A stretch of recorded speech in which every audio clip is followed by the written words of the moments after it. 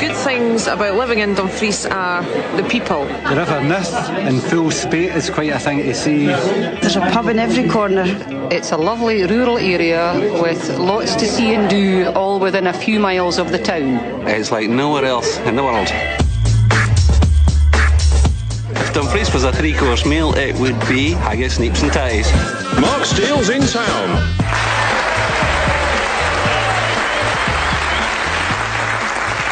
Thanks very much. Good evening and welcome to Mark Steele's in Town, which this week comes from the Theatre Royal in the glorious Scottish town of Dumfries.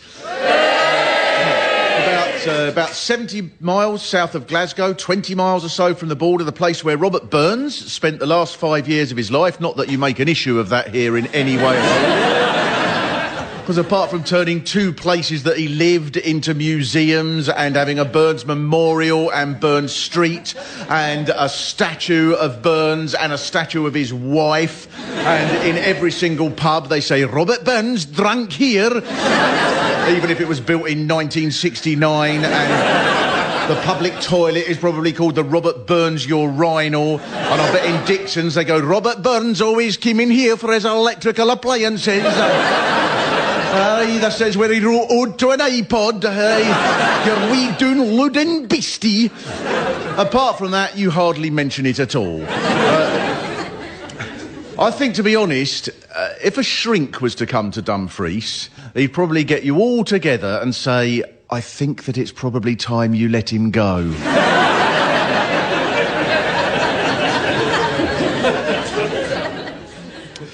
There is a big tourist scene in and around Dumfries, loads of beautiful walks, stately homes, all that sort of thing. Just outside the town, it's all hills and lovely sort of remote bits and walks, and this indeed is why The Wicker Man was filmed not far from here. The worrying thing, though, is there is an annual Wicker Man festival. And the Tourist Board website has a heading. The Wicker Man was filmed almost entirely on location in Dumfries and Galloway. You're not supposed to boast about this. Especially not the Tourist Board. Hey, you've heard of the gays who burn strangers? That's us. You're welcome here.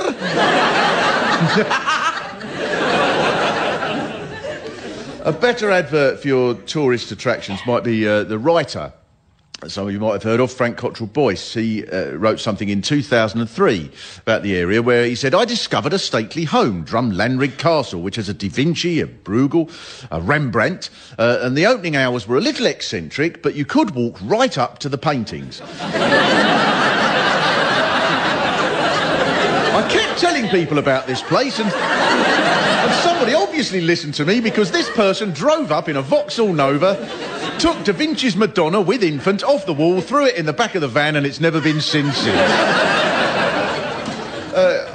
While it is friendly here, which it obviously is a very friendly place, but also there is, I think everyone would agree, there is an element of dour as well. Well, I quote John Laurie, who played Fraser in Dad's Army, who was from here, and in a special Dad's Army magazine, he said, occasionally one of my old friends in Dumfries will say, I saw you on television the other day, John. There'll be a long pause, and then maybe he'll say, you were all right. That's the highest praise I can expect up there. There's a Facebook page for teenagers to discuss Dumfries, and someone's put, there's nothing to do there except kick the seagulls. Is this what you do for excitement here? Torture seagulls? Mike Russell, the Scottish Environment Minister, announced a plan of action to deal with seagulls, saying Dumfries has a particular problem with seagulls, with regular reports of dive bombing. We are mighty Scotland, home of the brave, our blood runs blue and white with the spirit of Braveheart and the sons of our blood. A seagull! In fair dive bombed me and pecked my wee sandwich.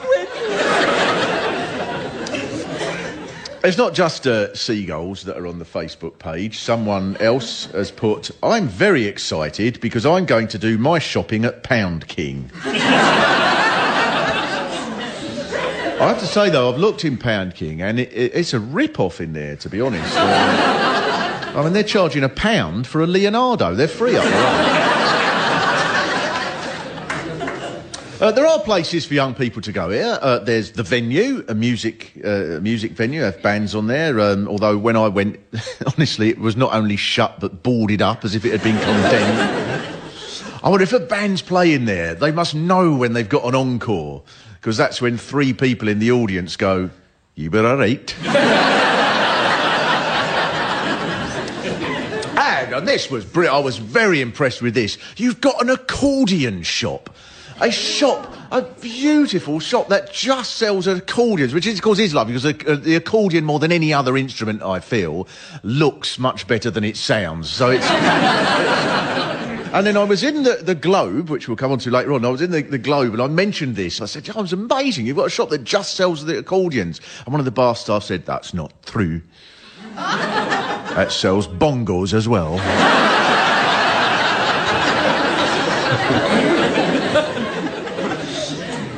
Clearly, the most serious issue here in recent times has been the floods of 2009, and to make it even worse, I mean, some people have said to me that they were very annoyed because it didn't even get much coverage, especially in the English media, because the news at the time was all about the floods in Cockermouth. Although it was quite strange to think that there was sort of competition for attention. Like that idea that there was sort of people going, "Make it worse, switch it around a bit, and we might get on Newsnight here."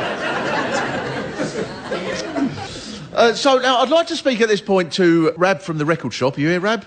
Because your record shop is right by the river, so you copped it a bit there, did you? Yeah, did indeed. 2 feet of water all the way through the shop. So did you have all reporters? I always think... Sky TV were there before it even got in the shop. Really? I don't know about the national coverage. BBC didn't show up, but Sky were there from the beginning. Sorry.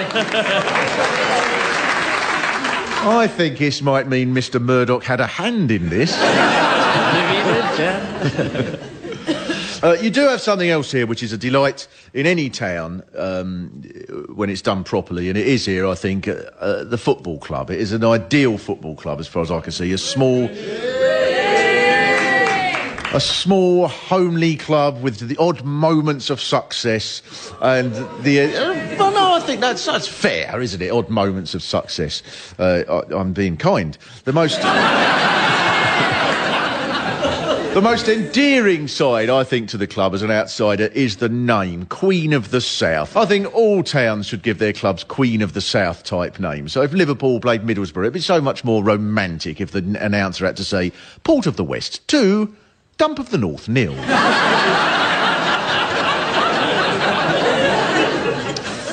The club was founded in 1894, and I was reading that when it was founded, there was a debate about what the name should be. And at the meeting to decide this, amongst the other contenders were Queen of the South United and Queen of the South Wanderers. So there were people at this meeting going, "The trouble with Queen of the South is it's not enough words."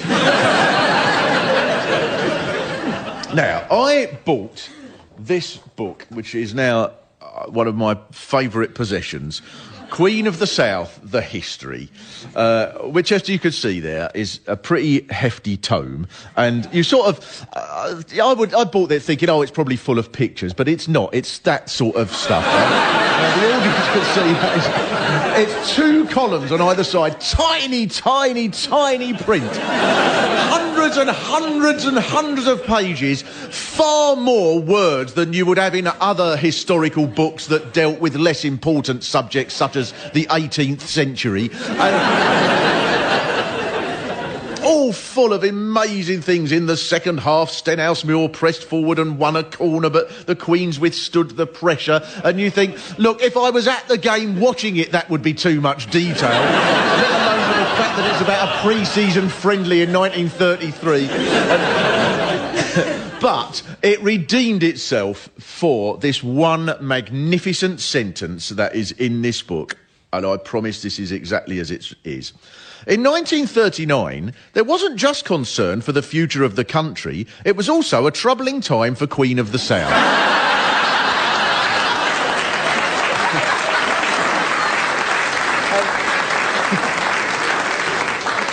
There remained the Luftwaffe, we lost 2-0 to Hamilton Academicals. This is another sentence from it. Queen of the South left Forfar, having clinched the title, with a goal average of 1.9714285. Compared to Sterling Albion's of 1.772.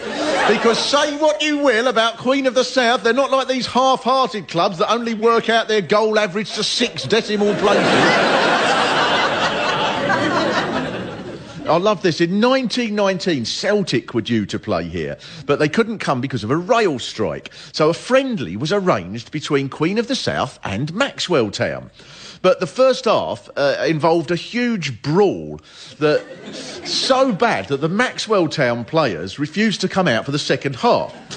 So the crowd then threatened to riot. So an official suggested that the second half should go ahead between Queen of the South and 11 random spectators in the crowd. Oh, what a shame that didn't. That'd be fantastic on Match of the Day. It'd be brilliant. What terrible defending from the player we've circled here. I mean, he really should be tracking back rather than eating a pie. Well, looking through the history of Dumfries and Galloway by Herbert Maxwell, imagine my surprise when I read that at the time the Romans left Britain, and I quote, Wales at this time extended from the Severn to comprise all modern Wales, Cheshire, Lancashire, Cumberland and Dumfriesshire. You were Welsh. What's that about?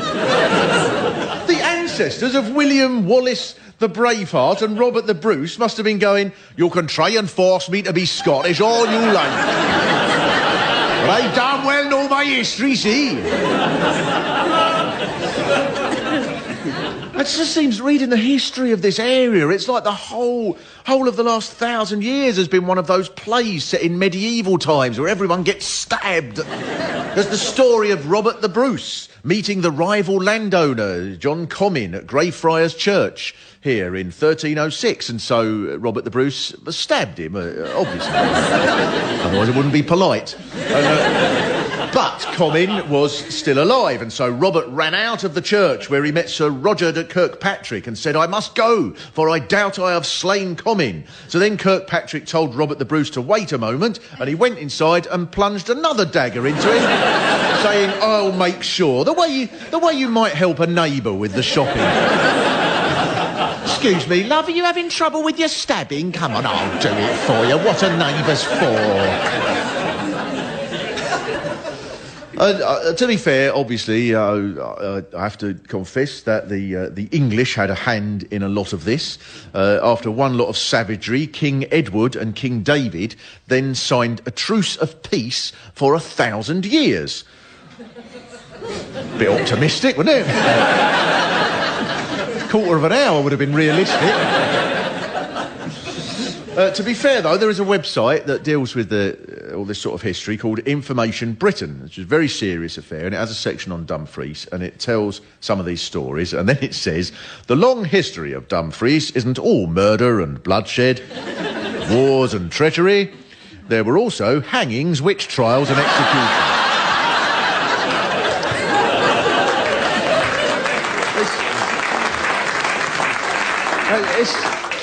It's true some of the worst bits of slaying were done by the English kings. This is why there's an issue about the national anthem, because the national anthem has a very anti-Scottish verse in it, which is a source of some sort of contention. One of the verses that makes people angry up here goes, May he sedition hush, and in a torrent rush, rebellious Scots to crush, God save the king. Even worse is the next verse that goes, each World Cup you're dreamier, but your odds couldn't be teenier. You always lose to Armenia. Or somewhere with a population of 9. And I think that's cruel and unnecessary. There are, of course, some peaceful parts to the story up here. I went to the Camera Obscura. The Camera Obscura Tower, just up the hill from the river there. This beautiful Victorian building, and there's this huge disc, so you sort of... It's really hard to describe to anyone who hasn't been there, really. You walk up, there's sort of quite a lot of steps, spirally steps, and when you get up the top, there's a huge disc, and over the huge disc is this lens that is pulled by ropes, and you can angle the lens, and depending what angle you put the lens, you can see outside being reflected on this disc. So it's like a sort of live film of what's going on outside. And depending on what the angle is, you can either see just outside or you can see for miles. You can in fact see 60 miles, I'm told. And it is glorious. And beautiful colours. And this has been there since 1836. You know, you sort of think, oh, surely it was in black and white back then or something. And it is absolutely brilliant and beautiful, although I have to apologise for this, to tell you this, I'm very sorry about this, but Cockermouth has also got one. And theirs is HD. So do people from here go up there? Do you often go up there, or is it something you never get around to? Are you quite proud of this, then, the camera? Has anyone seen anything particularly exciting from there? Seagulls.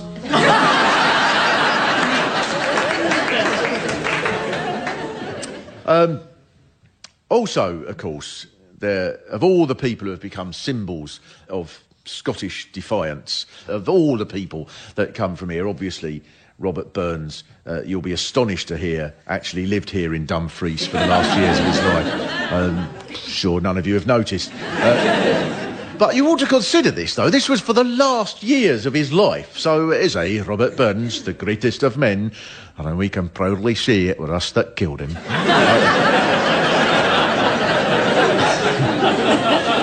He's obviously Burns an important character in the tourist industry. A spokesman for one government tourist agency was asked what they wanted to achieve with Burns, and the marketing spokesman said, "You're always looking for a unique selling point. If you look at what he did in his lifetime, you can see that he's a very attractive product." Burns was ahead of his time. I came across a phrase in one of his poems that said, "Welcome. Welcome again." And that captures exactly what we're trying to do. But he was brought up in Ayrshire. The son of a poor farmer. He spent almost all the money, his father spent almost all the money he had on a private education for Burns, so that by the time Burns was a teenager, he was clearly very, very articulate and driven to poetry. Although not in the way that it's usually assumed, because it's usually given that he was just someone who wrote poems about how everything is marvellous if it's Scottish, and it was all full of stuff like, I love fair bonny lasses and full whisky glasses and shoving huge thistles up Englishmen's asses.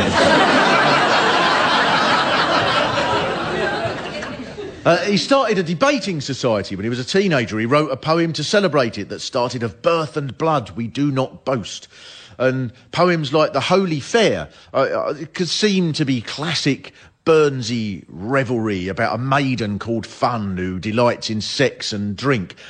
So it goes, "Lease me on drink, it gives us mair than either school or college. It kindles wit, it wakens leer, and pangs us full of knowledge." But to really understand what he's getting at here, I think you've got to remember this was a time when Scotland was ruled by Calvinists who saw fun as the route to hell. So it'd be like if a woman now wrote a poem in Saudi Arabia that started, "Martinis, bikinis that make me feel sultry. Driving a lorry while doing adultery. Lots of gay snogging and flogging of kings. These are a few of my favourite things." But he made no money from them. For most of his life, he had to carry on farming, which is why he came to Dumfries when he took over Ellisland Farm, which I went to there, very pretty by the river, just sort of out of town. And he must have moved there, because what can possibly go wrong when you set up a business right by the edge of the river in Dumfries?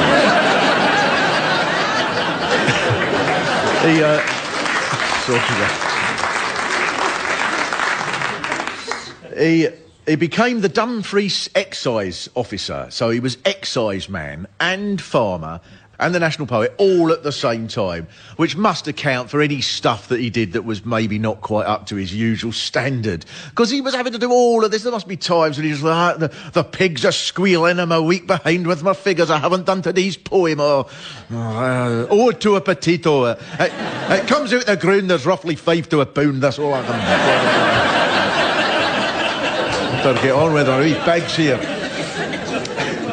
Now, as the area's excise man, he had to track down smugglers and illegal distilleries that were trying to avoid paying tax. And so sometimes he had to ride hundreds of miles in a week doing this. But then came the national event that changed his life completely, the French Revolution, because Burns was exhilarated by this. And he wrote a poem called The Tree of Liberty that said, "The tree stands where once the Bastille stood, a prison built by kings." And from then on, Burns refused to sign letters with the words, "Your humble servant." And I compare that to the grovelling spirit of that's churned out by national poets today. Lines written for the 56th birthday of the Princess Royal. Princess Anne, your beauty has grown. You are loved from the south to the north. You're only 6th in line to the throne, but deserve to be more like 4th.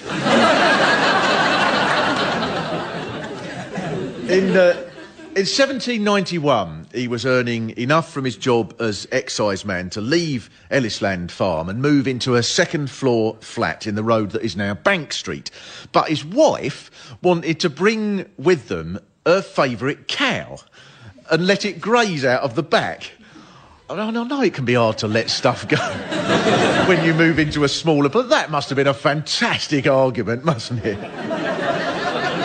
That's a second-floor flat. There's no room for a poxy cow. If we didn't have to take all your books, we could fit it in. And then Burns found a way of tying together his support for the revolution with his job as an exciseman. Because part of his brief was dealing with smugglers who would try to bring in goods, mostly alcohol, without paying the duty. And so in February 1792, these armed smugglers sailed up the Solway coast in a schooner, and Burns became suspicious. So he went to meet it with 2 of his colleagues. And when him and his colleagues realised that there were 24 men there, all armed, the others went to get help while Burns stayed on shore observing the ship. And then these 40 dragoons arrived, and Burns commanded one of them to go onto the ship and chase away these smugglers. So when they boarded the ship, the smugglers sort of ran off. They were never caught. But with all the illegal goods still on the ship, including 4 cannon guns. So now the rule at the time was that anything that was left that had been caught, sort of having been illegally smuggled, then had to be sent to auction. And so these 4 cannon guns were sent off to the auction, and Burns turned up at the auction himself, bid for them, bought them, and then immediately sent them to France to be used for the revolution. So I would say, Mr. Marketing Man, that there is your unique selling point. Stick that on a tin of biscuits. Original creamy gun-running soft-scented assortments. Now, this was a turbulent time as well for Scotland. Laws were being passed at the time banning revolutionary pamphlets and seditious speeches, and to prevent riots, because they feared that there was going to be a sort of uprising across all of England and Scotland in support of the French Revolution. And one law that was passed in this area was a law banning the throwing of bricks, stones and dead cats. No wonder this town's riddled with seagulls. All the cats go, "Stay away from Dumfries, they're mental." One day while he was at Ellisland Farm, he went out for a walk by the river, and in one go, apparently, wrote a poem, Tam O'Shanter, a gory tale of a man who's been drinking, and on his way home he sees visions of devils and witches and rotten priests' hearts, and not much really that says welcome, welcome again. I don't think. And it takes 18 minutes just to read this poem, and he wrote it in one go, and it's partly in English and it's partly in Scottish. You have to think maybe the bits in Scottish were just so he could make up words if he couldn't think of something to rhyme. There's a line that goes, "louping and flinging on a crummock." Now, I have to ask you, Dumfries, is there anyone here who knows what that means? Yeah? Do you know what louping and flinging on a crummock? What does it mean? Laughing and dancing on a hill? Oh, all right. Like, and then about 10 people went, A. I was waiting for someone else. Oh, I don't know. There must be a chance he was just thinking, I need something to rhyme with stomach. I have to be at the office in an hour. Crummock. The English will never know. In 1796, Burns was ill and he had to beg off his friends to stay out of the debtor's prison. And then in 1796, he died in poverty. At his funeral, he was carried to St Michael's Churchyard, just here, by the Dumfries Volunteers, and was buried in a grave that was almost impossible to find. So in 1813, some money was raised for a mausoleum, and Burns was dug up and reburied where he is today. And from then on, every member of his family was buried there. Most of his friends and anyone connected with him were all buried there, until it must have been like when a whole town's trying to gate crash a party. Strangers turning up to the cemetery with their dead mates going, "Can you let him in? He knew Robbie."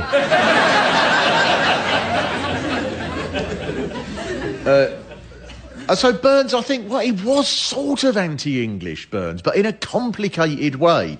Because, Scottish anti-Englishness is always slightly confusing, I think. It's almost like you're saying, you're a wee Englishman. I'll support Algeria or whoever you're playing in your stupid football competition. I hope your Pearl League team gets sent home and have to stay here just like us. I'm only joking.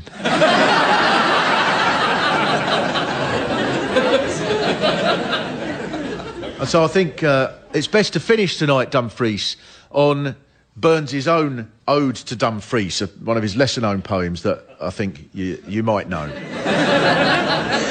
I've seen your fair lasses frae camera obscura, but I canna see paintings lest you make 'em secure. Your Everest brig but comes up to your stomach while seagulls peck at your loaf of crummock. They take your Doonheimers. They're scrapped to survive with a goal average of 1.769823. 1764 25915. So as you set off Doonheim this brawny night, I'll say this to ye, Dumfries, that you were all right.